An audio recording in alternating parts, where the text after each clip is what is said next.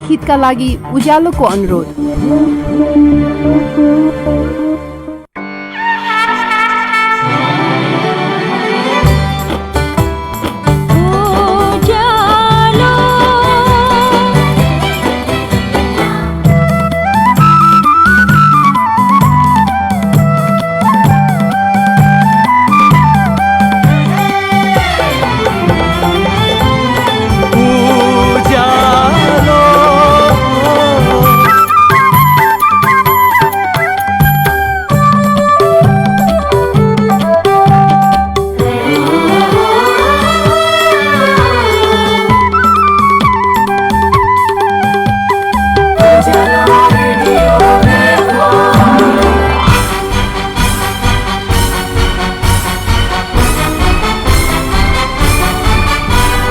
सीधा कुरा प्रश्न विचार उज्यालो रेडियो नेटवर्क।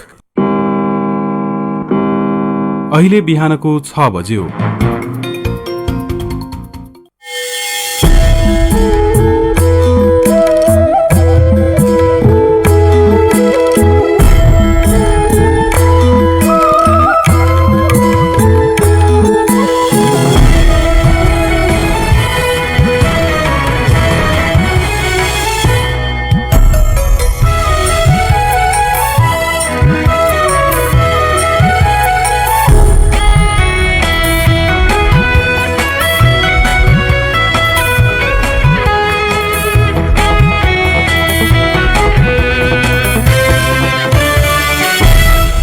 नमस्कार तथा सुप्रभात। काया कैरनमा तपाईंलाई साथी मदन पौड्यालसँगै दिपा तिमल सिन्हाको स्वागत छ। काया कैरन उज्यालो रेडियो नेटवर्कसँगै उज्यालो अनलाइन र मोबाइल एप्लिकेशनबाट एकसाथ प्रसारण भइरहेको छ। आज 2078 साल साउन 27 गते बुधबार, साउन शुक्ल पक्षको तृतीया तिथि, सन् 2021 अगस्त 11 तारिक।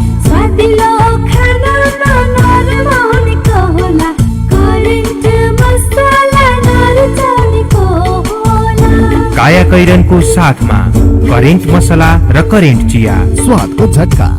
काया कैरन सुरु गरौं मुख्य खबरका शीर्षकहरूबाट। हरेक वर्ष 2 खर्ब रुपैयाँ भन्दा धेरैले सार्वजनिक ऋण थपिँदै अनुत्पादक क्षेत्रमा खर्च हुँदा ब्याजको भार बढ्दै। दार्चुला घटना अनुसन्धानमा भारतको असहयोग, प्रमाण जुटाउन नसकेपछि छानबिन समितिको म्याद 7 दिन थपियो। अनलाइनबाटै आवेदन दिने व्यवस्थाले पुनः श्रम स्वीकृति लिनकै लागि स्वदेश आउनुपर्ने शास्ति हट्यो, तर आवेदन दिने सही तरिका नमिल्दा झन्झट खेप्न भने बाध्य। पहिला राम्रोसँग बुझेर मेरो डकुमेन्ट कम्प्लिट भयो कि भएन, के छन् चाहिने डकुमेन्ट के हुन्, त्यो चाहिँ पहिला एकदम त्यो सुनिश्चित गर्नु पर्यो। युरोपेली 6 देशद्वारा अफगान अप्रवासीको निर्वासन नरोक्न आग्रह, शरणार्थी स्वीकार गर्न नसक्ने भए स्वदेश पठाउन अनुमति दिन जोड। र राष्ट्रिय फुटबल टिमको बन्द प्रशिक्षण आजदेखि सुरु हुँदै। दिपा किन दीपक? हेर न, मेरो घर केही समयलाई रुङ दिनु पर्यो है। मेरो छिमेकीको भाइको श्रीमतीलाई क्यान्सर भएछ। बिचराको आफ्नो कोही छैन, उसँगै दिल्ली गइदिनु पर्यो। आत्ति नै पर्दैन नि। अनि सुन, दिल्ली सिल्ली पनि जानु पर्दैन। नेपालकै झापा जिल्लाको बिर्तामोटमा यही 76 साल पुसदेखि दक्षिण पूर्वी एसियाकै नमुना क्यान्सर हस्पिटल सञ्चालनमा आइसकेको छ नि। यो हस्पिटल त चान्चुने होइन नि, 300 बेडको क्यान्सर हस्पिटल हो। त्यो पनि अमेरिकामा बनेको विश्वकै अत्याधुनिक ट्रुबिम लिनियर एक्सिलेटरबाट हाम्रो शरीरमा भएको कुनै पनि ट्युमर तथा क्यान्सरको 15 सेकेन्डमा नै स्क्यान गरी 39 सेकेन्डमै रेडिएसन दिने मेसिन हो। अझ पाठेघरको त महिलाहरूलाई थाहै नपाई इन्टरनल रेडिएसन थेरापी दिने ब्रेकी थेरापी पनि छ। त्यो त झन् दिल्लीको भन्दा पनि अत्याधुनिक नयाँ प्रविधि हो नि।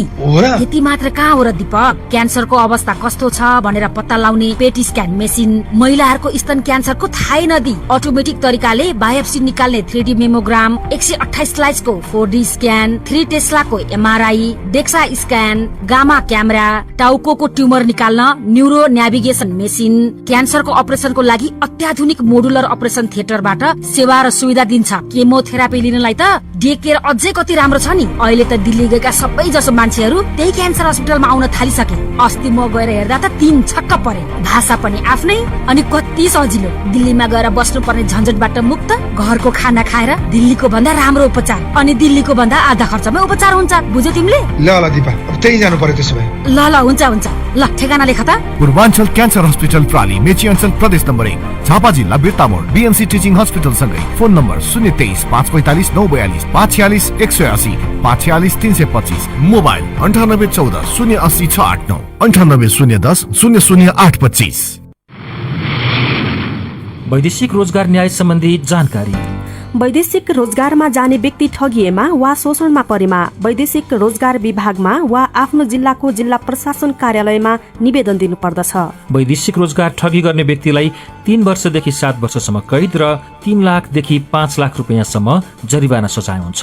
वैदेशिक रोजगारमा ठगिएको व्यक्तिले बुझाएको रकम र त्यसमा थप 50% हर्जना सहितको रकम पीडकबाट फिर्ता पाउँछन्। वैदेशिक रोजगार ठगीको विषयमा जहिले पनि उजुरी लाग्दछ। क्षतिपूर्तिसँग सम्बन्धित उजुरी 1 वर्षभित्रमा दिनुपर्दछ। वैदेशिक रोजगारमा जाँदा लाग्ने खर्च मेन पावरमा बुझाइ भरपाई लिएमा न्याय पाउन सजिलो हुन्छ।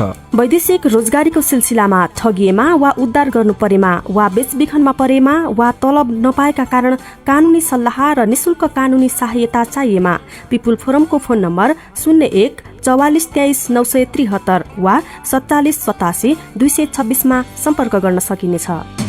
आइरेक्सको सहयोगमा मानव अधिकारका लागि Janamanch, people forum Kathmandu, Nepal. 4G LTE mobile set सम्बन्धी नेपाल टेलिकमको सूचना। नेपाल टेलिकमले देशभर VOLTE सहितको अत्याधुनिक 4G LTE नेटवर्क विस्तार गरिरहेको हुनाले 4Gबाट गुणस्तरीय इन्टरनेट तथा कल सुविधा प्राप्त गर्नका लागि नयाँ मोबाइल सेट खरिद गर्दा सेटले LTE ब्यान्ड 20 800 मेगाहर्ट्ज र VOLTE सपोर्ट गर्ने यकिन गर्नुहुन अनुरोध गरिन्छ। नेपाल टेलिकम, राष्ट्रको सञ्चार। थोरै बचत धेरै कायदा, बीमाका छन् फाइदा। सरकारी स्वामित्व र बीमाको क्षेत्रमा विश्वसनीय नाम राष्ट्रिय बीमा संस्थान। जीवन बीमाका लागि आजै राष्ट्रिय बीमा संस्थान रामशाहपथ काठमाडौँ वा नजिकैको शाखामा सम्पर्क गरौँ। आम्मामामामा क्यूआर मा उपहार फोन पे ले ल्यायो दिनदिनै एक लाख फोन पे राख्ने हो अनि बिजनेस गर्ने हो अनि सजिलै क्यूआर स्क्यान गराई 1 लाख जित्ने हो। फोन पे बिजनेसमा आबद्ध भई दिनदिनै 1 लाख जित्न phone pay business app download गर्नुहोस् अथवा नजिकैको बैंक, वित्तीय संस्था वा डिजिटल वालेटमा सम्पर्क गर्नुहोस्। नगद छोडौं, फोन पे गरौं। काया कैरनमा अब खबरको सिलसिला। देशमा हरेक वर्ष 2 खर्ब रुपियाँ भन्दा बढ़ीले सार्वजनिक ऋण थपिँदै गएको सरकारी तथ्याङ्कले देखाएको छ। आर्थिक वर्ष 2077-78 मा नेपालले तिर्न बाँकी कुल सार्वजनिक ऋण 17 खर्ब 29 अर्ब रुपियाँ पुगेको छ। शेरबहादुर देउवा नेतृत्वको वर्तमान सरकारले जिम्मेवारी सम्हाल्दा देशको अर्थतन्त्रका सूचकहरू के कस्तो अवस्थामा रहेका छन् भन्ने विषयमा अर्थमन्त्री जनार्दन शर्माले हिजो संसदमा तथ्याङ्कीय झलक प्रस्तुत गर्नु भएको छ। आर्थिक वर्ष 2073-74 को तुलनामा गएको आर्थिक वर्षको अन्त्यसम्म यस्तो ऋण झण्डै 148% बढ़ेको अर्थमन्त्री शर्माले बताउनु भएको छ। प्रधानमन्त्री केपी शर्मा ओली सरकारले अनुत्पादक क्षेत्रमा धेरै रकम खर्च गरेकाले तिर्न बाँकी सार्वजनिक ऋण उल्लेख्य रूपमा बढ़ेको आरोप अर्थमन्त्री शर्माले लगाउनु भएको छ। यसैबीच पूर्व प्रधानमन्त्री तथा एमाले अध्यक्ष केपी शर्मा ओलीले सरकारबाट बहिर्गमन भएको 1 महिना नबित्दै कांग्रेस सभापति शेरबहादुर देउवाको नेतृत्वमा बनेको गठबन्धन सरकारको चर्को आलोचना शुरू गर्नु भएको छ। उहाँकै कार्यकालमा 2 वर्ष अघि दर्ता भएर संघीय सचिवालयमा थन्किएको अमेरिकी अनुदान सहायता अन्तर्गतको मिलेनियम च्यालेन्ज कर्पोरेशन MCC सम्झौताको सन्दर्भ उठाएर उहाँले सरकारको विरोध शुरू गर्नु भएको थियो। आफूलाई प्रधानमन्त्रीबाट हटाउन गरिएको प्रयासलाई जाली मुद्दा भएको भन्दै ओलीले यो विषय दोहोऱ्याइरहनुभयो। प्रधानमन्त्री देउवाले विश्वासको मत लिएपछि पहिलो पटक प्रतिनिधि सभामा उपस्थित भएर मन्तव्य राखेका उहाँले भन्नुभयो, अपवित्र, अनुचित, असंवैधानिक, असामयिक अलोकतान्त्रिक गठबन्धनले प्रधानमन्त्रीको पद खोसेको हो। त्यसलाई अदालतले साथ दियो। विश्वमा अदालतबाट प्रधानमन्त्री भएको नयाँ नजिर कायम भयो उहाँले भन्नुभएको छ। ओलीले सत्ता गठबन्धनको साझा न्यूनतम कार्यक्रममा रहेको स्वास्थ्य सामग्री खरिदमा भएको अनियमितता छानबिन गर्ने प्रसंग उल्लेख गर्दै चुनौतीका शैलीमा पनि भन्नुभएको छ, अलि अगाडिदेखि छानबिन गर्नुहोस् है। माओवादी अध्यक्ष पुष्पकमल दाहाल प्रचण्ड र एमाले वरिष्ठ नेता माधव नेपाल प्रति लक्षित गर्दै ओलीले कसैको व्यक्तिगत इच्छा पूरा गर्न आफूले गलत सम्झौता नगरेको पनि दावी गर्नुभएको छ। संस्थापन पक्षले पार्टी विधानमा एकतर्फी रूपमा व्यापक हेरफेर गरेपछि एमालेका वरिष्ठ नेता माधव कुमार नेपालले अध्यक्ष केपी शर्मा ओलीसँग सम्झौता भन्दा संघर्षमा जोड़ दिने नीति लिनु भएको छ। दुई अध्यक्ष बनाउन र समान अधिकारसहित शक्ति बाँडफाँड गर्न ओली तयार नभएपछि नेपाल राजनीतिक र सांगठनिक रूपमै संस्थापन पक्षसँग संघर्ष गर्ने निष्कर्षमा पुग्नु भएको हो। एमालेमा सबै ढोका बन्द भए विद्रोह गर्ने मनस्थिति उहाँले बनाउनु भएको छ। नेता नेपाल तत्काललाई एमालेमै रहेर राजनैतिक र वैचारिक रूपमा ओलीका कदमको भण्डाफोर गर्ने, देशव्यापी समानान्तर संगठन निर्माण तथा गतिविधि बढ़ाउने र अन्तिम अवस्थामा नयाँ पार्टी गठन गर्नेसम्मका योजनासहित आन्तरिक संघर्ष गर्ने तयारीमा लाग्नु भएको छ। यसैबीच नेपाली कांग्रेसभित्र तोकिएको समयमै पार्टी महाधिवेशन गर्न सकिने वा नसकिने भन्नेमा मतान्तर बढ्दै गएको छ। पार्टी सभापति तथा प्रधानमन्त्री शेरबहादुर देउवाले 3 हप्ताभित्र महाधिवेशन गर्न असम्भव भएको भन्दै सार्नका लागि कानूनी आधार खोज्न परामर्श गरिरहनु भएको छ। अर्कोतर्फ वरिष्ठ नेता रामचन्द्र पौडेल पक्षले भने संविधानमा उल्लेख समय सीमाभित्रै महाधिवेशन गर्न सकिने अडान र तर्क अघि सारिरहेको छ।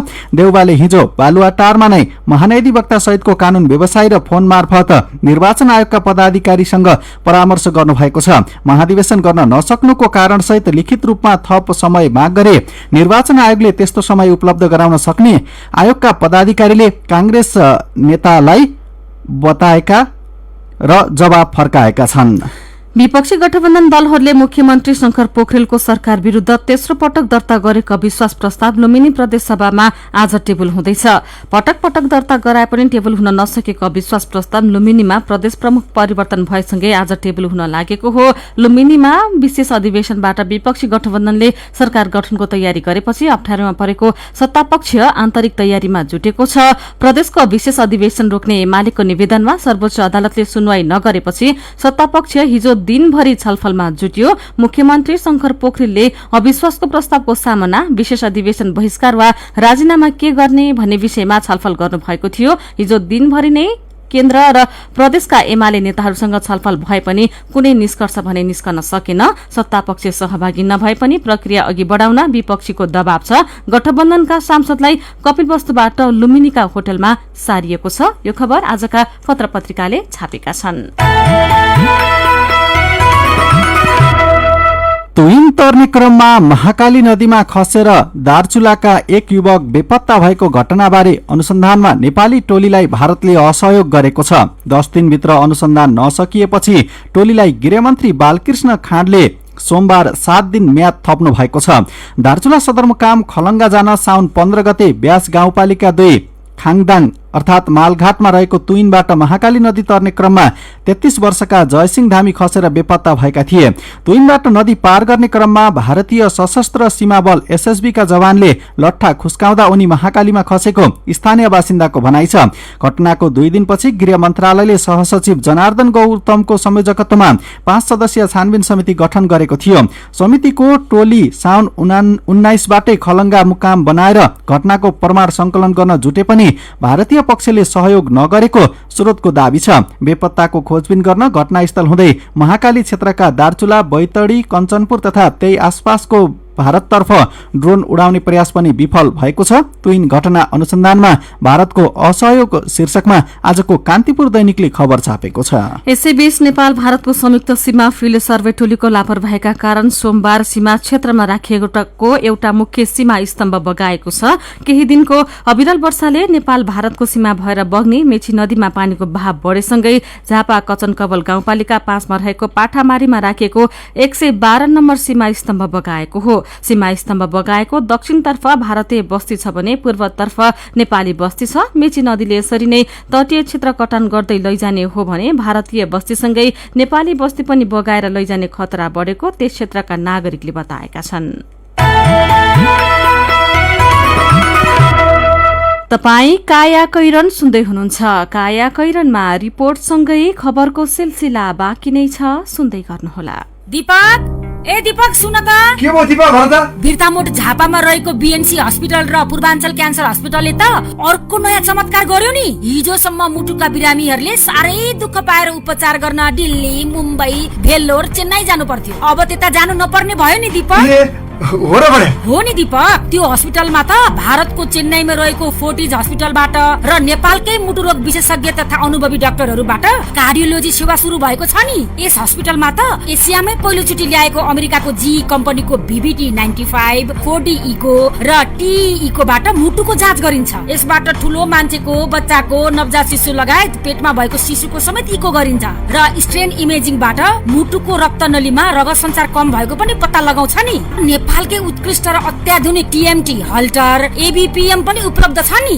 हार्ट अट्याक भएको बिरामीलाई त जर्मनीमा बनेको अत्याधुनिक सिमन्स कम्पनीको 4D क्याथल्याबबाट तुरुन्त उपचार गरिन्छ नि। अनि पेरिफेरल एन्जियोग्राफी पनि हुन्छ र मुटुको रक्तनलीमा रगत सञ्चार ब्लक भएकोमा जाली लगाई रक्त प्रणाली पुनः सञ्चालनमा ल्याउने उपकरण एन्जियोप्लास्टी पनि गरिन्छ नि। हो र भने अनि अरु पनि त छ, सुन न। मुटु नचलेको अवस्थामा पर्मानेन्ट पेसमेकर, मुटुबाट पानी निकाल्नको लागि पेरिकार्डियोसेन्टेसिस, मुटुमा प्वाल बन्द गर्नको लागि EST क्लोजर र PDA क्लोजर लगायत मुटु रोगको सबै प्रकारको डायग्नोसिस तथा उपचार त्यस अस्पतालमा सुलभ तथा सहुलियत तरिकाले सेवा दिँदैछ नि। त्यहाँ त अत्याधुनिक CCU र कार्डियोलोजी वार्डको सेवा पनि छ। हाम्रा वरिपरिका बिरामीहरूलाई पनि त्यही जानुहोस् भन्नुपर्छ है दीपक। हुन्छ हुन्छ Dipak. BNC teaching hospital Birtamod Jhapa. सम्पर्क 023 542 242 545 566। मोबाइल 9810 00825 98511 73402। संस्कार र संस्कृति के हो भन्ने त सबले बिर्सिसके आजकल। आफ्नो त यही कार्पेट नै हो। यो बाहेक कोही छ र मेरो आफ्नो। विगत 30 वर्षदेखि तपाईको जीवनलाई खुशी र रंगीन बनाउँदै आइरहेको नेपालकै पहिलो र उत्कृष्ट जर्मन प्रविधिबाट उत्पादित वर्षौंसम्म टेक्ने उच्च गुणस्तरीय यति कार्पेट। सुन्दर सुन्दर अलवेज सुन्दर। यति कार्पेट किन्दा पछाडि सुन्दरको लोगो हेरेर नभुल्नुहोला। यति कार्पेट हाम्रो संस्कृति। क्षयरोग सम्बन्धी अत्यन्त जरुरी सूचना। 2 हप्ता वा सो भन्दा बढी समयसम्म लगातार खोकी लागिरहनु क्षयरोगको प्रमुख लक्षण हो। साँझपख हल्का ज्वरो आउनु, खकारमा रगत देखिनु, खान मन नलाग्नु, दुब्लाउँदै जानु अन्य लक्षणहरू हुन्। यदि कसैलाई त्यस्ता लक्षणहरू देखिएमा नजिकको स्वास्थ्य संस्थामा गई खकार जाँच गराउँ। क्षयरोगको जाँच तथा औषधिहरू स्वास्थ्य संस्थाहरूबाट निशुल्क पाइन्छ। तपाईलाई जीर्ण क्षयरोग पनि लागेको हुन सक्छ। त्यसको उपचार नेपालमा निशुल्क उपलब्ध छ। क्षयरोग नियमित उपचारले निको हुन्छ। नेपाल सरकार स्वास्थ्य तथा जनसंख्या मन्त्रालय, राष्ट्रिय क्षयरोग नियन्त्रण केन्द्र ठिमी भक्तपुर तथा save the children global fund कार्यक्रमद्वारा जनहितमा जारी। डी पैसा पैसा डी पैसा डी पैसा डी पैसा डी पैसा डी पैसा पैसा तिर्न डी पैसा पैसा पाउन डी पैसा बिजुलीको बिल तिर्न टेलिफोनको शुल्क भर्न केवल मोबाइल रिचार्ज गर्न प्लेन फिल्मको टिकट किन्न एक कोनामै युटिलिटी भर्न। गुगल प्ले वा एप स्टोरबाट डी पैसा एप डाउनलोड गरेर आजै घरमै बसी सम्पूर्ण आर्थिक कारोबारहरू गर्नुहोस्। डी पैसा, पैसा हैन डिजिटल पैसा। Expand your learning horizon at Nobel Academy. Plus 2 Science, Management and Fine Arts. Choose the right place. Make the right connections. Get the right experience. Be a Nobelian. Nobel Academy, New Baneswar, Kathmandu. Phone 4781-401. Rapti engineering college Ghorahi दाङमा BE civil र BCA कार्यक्रममा केही seat खाली रहेकोले पढ्न इच्छुक विद्यार्थीहरूले तुरुन्त सम्पर्क गर्नुहोला। सम्पर्क Rapti engineering college Ghorahi Dang. Mobile 9857831684। Siddhartha मावि हेटौडाको भर्ना सम्बन्धी सूचना। शैक्षिक सत्र 2078-79 को लागि हेटौडाको सिद्धार्थ माविमा कक्षा 11 मा विज्ञान, कानून, वाणिज्य तथा शिक्षा समूहमा नयाँ भर्ना खुल्यो। साथै CTEVT अन्तर्गत 3 वर्षे वन विज्ञान डिप्लोमा विषयमा भर्नाको लागि अग्रिम नाम दर्ता गर्नुहुन अनुरोध गर्दछौं। नाम दर्ताका लागि सम्पर्क नम्बर 98550 71990, 98450 58715 र 057520700।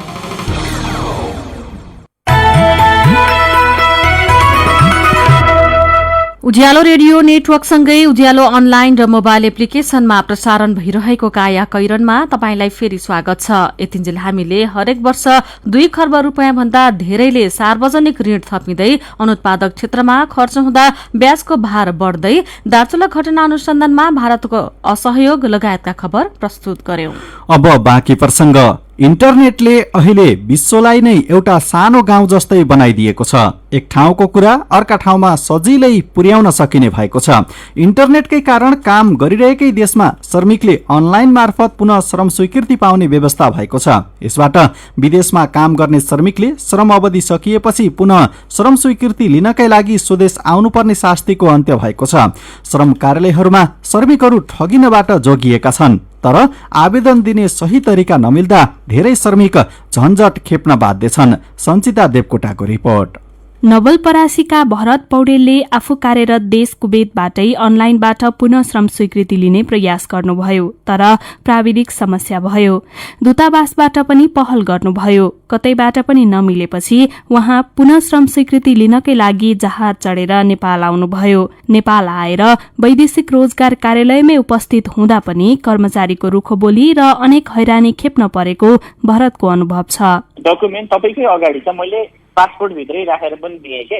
मैले रिजेक्ट गएपछि आफै फिजिकल्ली म त्यहाँ उपस्थित भएपछि पनि धेरै प्रब्लम पछि मात्रै मैले पाएको छु नि। त्यस्तो प्रब्लमदेखि हरेक केही दिन पनि रुने मान्छेहरू कति थिए भन्। युएईमा कार्यरत काठमाडौँका दलबहादुर भुजेलले भने उतैबाट पुनः श्रम स्वीकृति लिनुभयो। पहिले श्रम स्वीकृति लिनकै लागि बिदा लिएर नेपाल आउने दलबहादुरलाई महामारीको यो समयमा सजिलो भयो।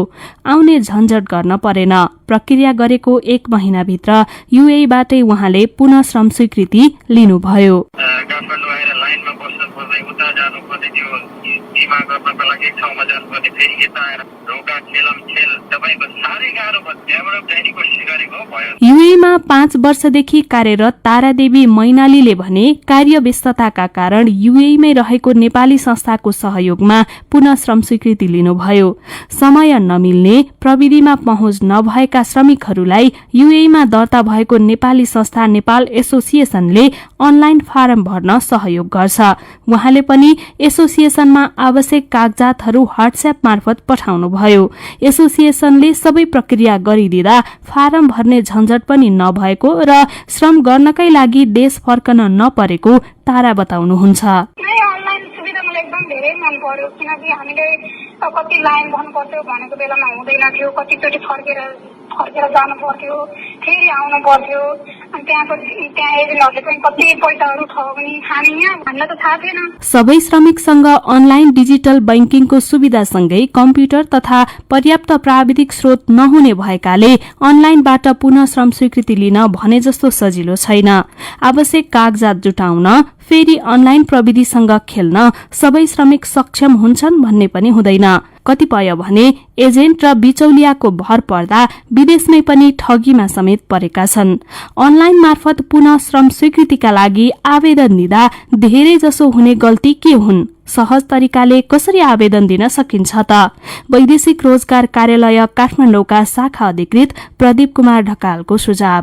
पहिला राम्रोसँग बुझेर मेरो डकुमेन्ट कम्प्लिट भयो कि भएन, के छन् चाहिने डकुमेन्ट के हुन्, त्यो चाहिँ पहिला एकदम त्यो सुनिश्चित गर्नु पर्यो। मैले पुरा गर्ने डकुमेन्टहरू पुरा भयो कि भएन सुनिश्चित गरेर गर्नु पर्यो। कतिपयले के गर्नुहुन्छ भने यो फर्म मात्रै भर्नुहुन्छ अनि सबमिट भएको हुँदैन कि, सबमिट नभइकन अनि हाम्रो सिस्टममा त देखाउने कुरा भएन। अनि उहाँहरूले त्यो स्ट्याटसमा हेर्नु पर्यो, उहाँहरूको चाहिँ लगइन गरेर अनि त्यो स्ट्याटसमा हेर्नु पर्यो। त्यहाँ स्ट्याटसमा N/A भनेर लेखा छ भने उहाँहरूको डकुमेन्ट सबमिट भएको छैन। स्ट्याटसमा के लेख्नु पर्यो भने सबमिटेड भनेर लेखेपछि बल्ल त्यो हामी कहाँ आइपुग्छ, त्यो पनि कन्फर्म गर्नु पर्यो। के कारणले रिजेक्ट भयो त, के डकुमेन्ट पुगेन त भनेर त्यो पढेर मात्रै फेरि चाहिँ त्यो कागजात पूरा गरेर अनि रिसबमिट गर्नुपर्छ। तपाई काया कैरन सुन्दै हुनुहुन्छ। काया कैरनमा हामीसँग मेरो पनि भन्नु छ र कार्टुनसँगै खबरको सिलसिला बाँकी नै छ, सुन्दै गर्नुहोला। क्वालिटी र स्वादमा कुनै सम्झौता नगरी तपाईहरूको अर्डर अनुसारको फूड, ड्रिंक्स तथा बेकरीका आइटमहरू 24 घण्टा जुनसुकै समयमा काठमाडौँ उपत्यका भित्र हजुरहरूले चाहेको स्थानमा डेलिभरी गर्न हामी तयार बसेका छौं। लाटो कोसेरो, जो रातभर नसुती तपाईहरूको सेवामा हाजिर छ। www.latocosero.com। फोन 9843 79890 9810 79890। रमाइलो गर्नुहोस् आफ्नै घरमा लाटोकोसेरोको भरमा।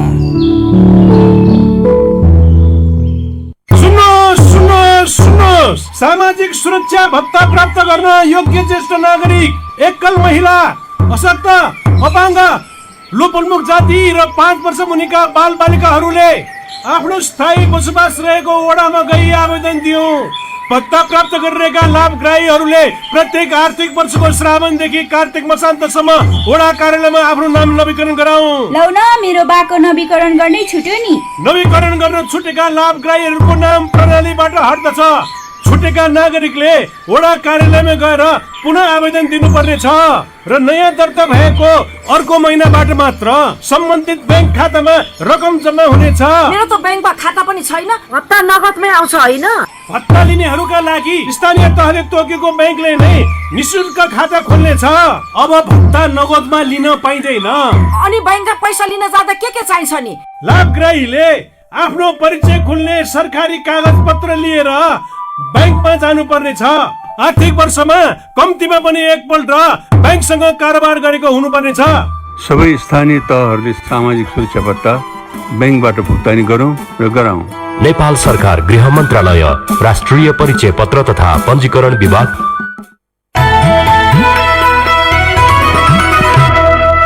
सीधा कुरा प्रष्ट विचार काठमाडौँमा 90 मेगाहर्ज उज्यालो रेडियो नेटवर्क मार्फत देशभरिका विभिन्न एफएम स्टेशन तथा उज्यालो अनलाइन र मोबाइल एप्लिकेशनमा प्रसारण भइरहेको काया कैरनमा तपाईंलाई फेरि स्वागत छ। मेरो पनि भन्नु छ।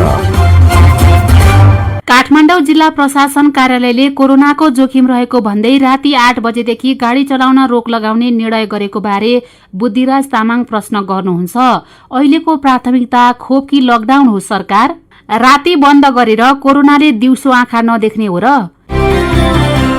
यही खबरमा राम ओझाको प्रतिक्रिया छ। राति बन्द गर्नुको के फाइदा? राति भीड़भाड़ नै हुँदैन।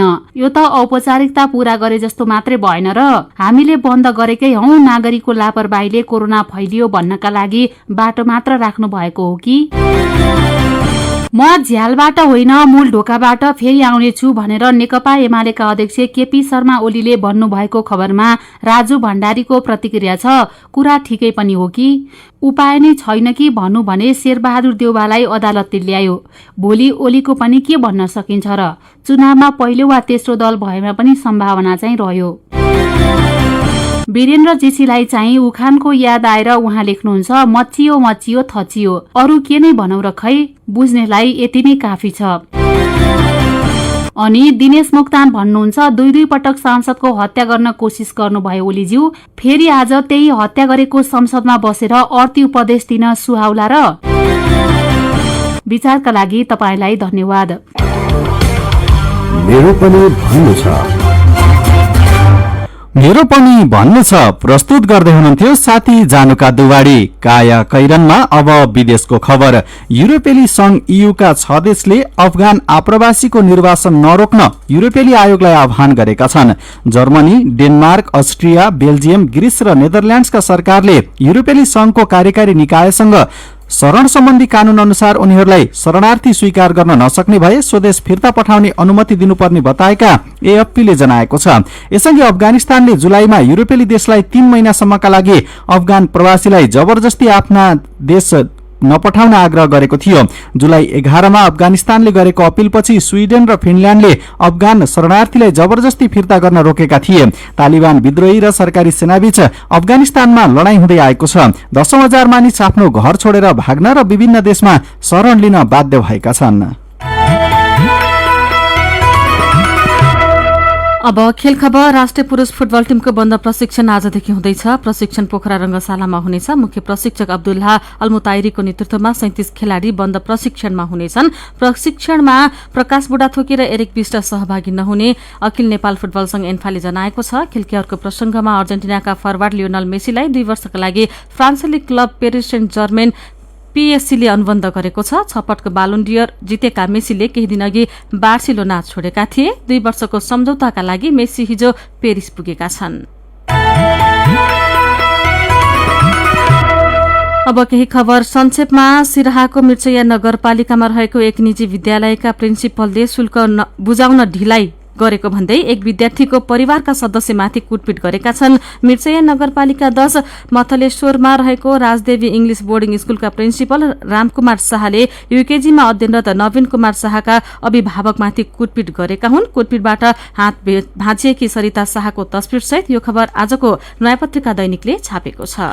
कृषि तथा पशुपक्षी विकास मन्त्रालयले खाद्य ऐन 2023 ले दिएको अधिकार प्रयोग गरी विभिन्न खाद्य वस्तुको गुणस्तर निर्धारण गर्दै आएको छ। सरकारले निर्धारण गरेको गुणस्तर पूर्ण रूपमा कार्यान्वयन हुँदा सर्वसाधारणलाई धेरै फाइदा हुन्छ, तर विडम्बना सरकारले गरेको निर्णयको पूर्ण पालना हुन सकेको छैन। शहरी विकास मन्त्रालयको निर्माण गर्ने 13 वटा स्मार्ट सिटी मध्ये 3 वटाको विस्तृत आयोजना प्रतिवेदन तयार भएको छ। काया कैरनमा अब पालो उखानको। जसको हातमा सिप उसकै हातमा काम। उज्यालो रेडियो नेटवर्कबाट प्रसारण भइरहेको काया कैरन सक्नु अघि मुख्य खबर फेरि एकपटक। हरेक वर्ष 2 खर्ब रुपैयाँ भन्दा धेरैले सार्वजनिक ऋण थपिँदै अनुत्पादक क्षेत्रमा खर्च हुँदा ब्याजको भार बढ्दै। दार्चुला घटना अनुसन्धानमा भारतको असहयोग प्रमाण जुटाउन नसकेपछि छानबिन समितिको म्याद 7 दिन थपियो। अनलाइनबाटै आवेदन दिने व्यवस्थाले पुनः श्रम स्वीकृति लिनकै लागि स्वदेश आउनुपर्ने शास्ति हट्यो, तर आवेदन दिने सही तरिका नमिल्दा झन्झट भने खेप्न बाध्य। अफगान आप्रवासीको निर्वासन नरोक्न युरोपेली 6 देशको आग्रह। शरणार्थी स्वीकार गर्न नसके स्वदेश पठाउन अनुमति दिन जोड। र राष्ट्रिय फुटबल टिमको बन्द प्रशिक्षण आजदेखि सुरु हुँदै। अब कार्टुन। आज हामीले गजब छ बा शीर्षकमा अविनले बनाउनु भएको कार्टुन लिएका छौं। काठमाडौँ उपत्यकामा भोलिदेखि बेलुका 8 बजेपछि गाड़ी चलाउन रोक लगाउने निर्णयको टीका टिप्पणी भइरहेको छ। कार्टुनले पनि यही कुरालाई व्यङ्ग्य गरेको छ। यहाँ एकजना बेलुका 8 बजेपछि गाड़ी चलाउन नपाइने शीर्षकमा छापिएको खबर पत्रिकामा पढ्दैछन् अनि हातमा सेनिटाइजर र मास्क बोकेका व्यक्ति पत्रिका पढिरहेका व्यक्तिको छेउमा पुगेर सोध्दैछन्, अनि कति बजेपछि मास्क लाम्ने, कति बजेपछि सेनिटाइजर दन्ने, हेर त हेर। आजको काया कैरन सकिएको छ। काया कैरनबाट प्राविधिक साथी प्रवीण श्रेष्ठसँगै हामी पनि बिदा माग्छौं। काया कैरन सुन्नु भएकोमा तपाईलाई धन्यवाद। उज्यालो मोबाइल र अनलाइनमा प्रसारण भइरहेका रेडियो र अनलाइनका सामग्री भाइबरमा पनि उपलब्ध छन्। कोरोनाको संक्रमणबाट बस्न सकेसम्म घरभित्रै बसौं। काम विशेषले घर बाहिर निस्कनु परेमा मास्क लगाउन नबिर्सौं। नमस्कार।